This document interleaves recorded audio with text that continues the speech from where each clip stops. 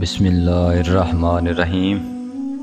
کسی نے آئندہ سفر کا سامان تیار کیا ہوا ہے، وہ کھڑا ہو جائے تب بھی کوئی ایسا نہیں نکلے گا جو کھڑا ہو جائے۔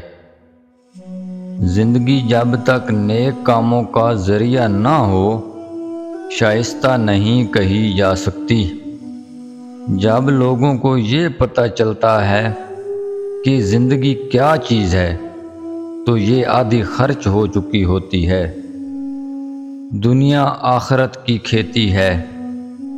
دنیا میں موت انسان کا ایک بے خبر ساتھی ہے، نامعلوم کس وقت ہلاک کر ڈالے۔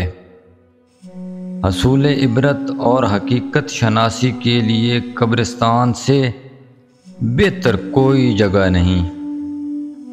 وقت گزر جانے پر افسوس بے نتیجہ ہے۔ وقت دولت ہے، ہمیں اس کے متعلق اسراف سا سلوک کرنا واجب نہیں۔ وقت دولت ہے، ہمیں اس کے متعلق اسراف سا سلوک کرنا واجب نہیں۔ وقت کے پاؤں کی آہٹ سنی نہیں جاتی۔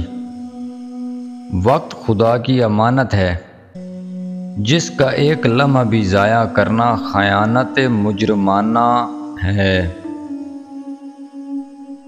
تم کہتے ہو وقت گزر جاتا ہے، یہ خیال غلط ہے۔ وقت ٹھہرا رہتا ہے، ہم گزر جاتے ہیں۔ اگر کامیابی چاہتے ہو تو وقت کی ہر منزل کو ہمت و ہوشیاری سے طے کرو۔